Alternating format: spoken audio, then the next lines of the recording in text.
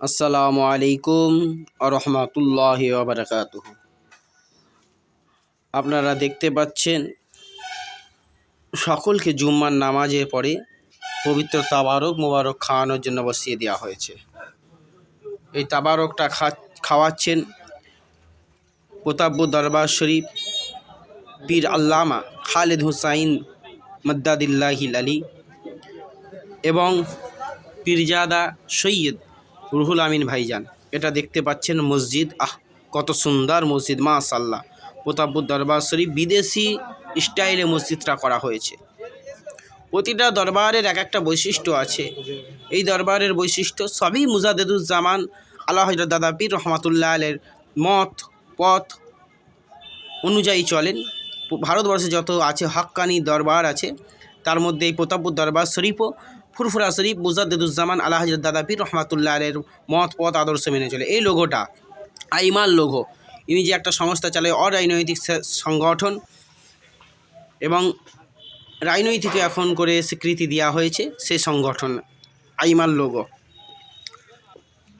এইটা হুজুর বসতেন, এখানে কেতাবপত্র পড়তেন। দেখতে পাচ্ছেন কত সুন্দর সিমেন্টের, আলহামদুলিল্লাহ মাশাআল্লাহ, কত সুন্দর। না দেখলে বুঝতে পারবেন না, মনটা ভরে যাবে। প্রতিটা দরবারে মুজাদ্দেদুজ্জামান হাক্কানি দরবারগুলো মুজাদ্দেদুজ্জামান দাদা হুজুর পীর কেবলার মত পথ অনুসারেই চলে, এটা তার ব্যতিক্রম নয়। হাক্কানি ওলিদের দরবারে যাবেন, বসবেন, আল্লাহ জাহিরি ইলমের সাথে সাথে ইলমে বাতিনি ইলমে মারিফাতি জ্ঞানও আল্লাহ অর্জন করান। এইটা সৈয়দ রুহুল আমিন ভাইজান, পীরজাদা সৈয়দ রুহুল আমিন ভাইজান মডেল মাদ্রাসা তৈরি করছেন এবং ক্লাসও হচ্ছেন। অপোজিট একটা বিল্ডিং হচ্ছে, দেখছেন সৈয়দ খালেদ হুসাইন মডেল মাদ্রাসা। এতে যেমনভাবে ছেলেরা ইংরাজিও শিখবে, যেমনভাবে আরবিও শিখবে, তেমনভাবে হিন্দি শিখবে, তেমনভাবে বাংলা শিখবে। পুরো সিলেবাসটা অন্য রকম একটা মডেলে করা হয়েছে। এগুলো মেহমানদের জন্য পেশাবখানা, পরিষ্কার পরিচ্ছন্ন পেশাবখানা। এটাই হচ্ছে মেহমানরা এসে থাকেন।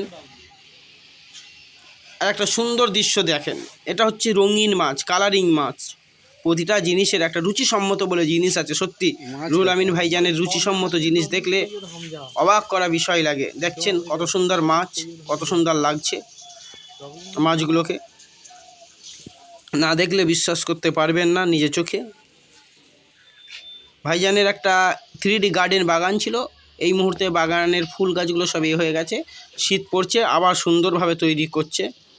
আপনাদেরকে মসজিদটা আর একবার দেখানোর চেষ্টা করব। দেখতে পাচ্ছেন মসজিদটা কত সুন্দরভাবে করেছে। এই যে বসে আছে মানুষগুলো দেখতে পাচ্ছেন, এদেরকে বসে জুম্মার নামাজের পরে, প্রতি জুম্মার পরে কোরআনের শিক্ষা দেওয়া হয়।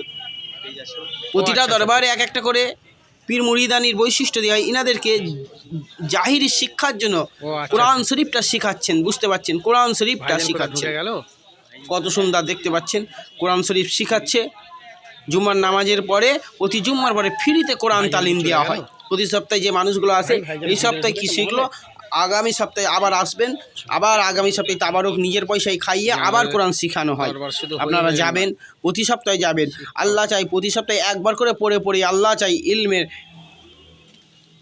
কারণে, আল্লাহ চাই ইলমে তাসাউফ এবং ইলমে বাতিনি এবং শরিয়াতি ইলমের ওসিলায়, আল্লাহ নেক ওলিদের ওসিলায় আল্লাহ কোরআনটা সহি শুদ্ধভাবে মাখরাজ সহকারে আল্লাহ পড়িয়ে নিয়ে শুদ্ধভাবে কোরআনটা তেলাওয়াত করা শিখিয়ে দিতে পারবেন ইনশাআল্লাহ।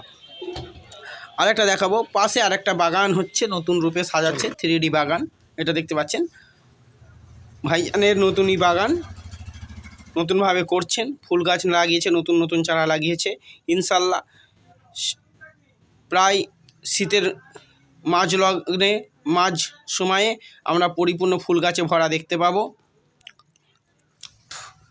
এইটা হচ্ছে হুজুরের মাজার, দেওয়ান জাফর হুজুরের মাজার। সৈয়দ খালেদ হুজুরের বংশের মানুষ ছিলেন, সৈয়দ বংশের মানুষ ছিলেন, নবী বংশের মানুষ ছিলেন। তিনার মাজার, এটা মাজারের পাশেই মসজিদ।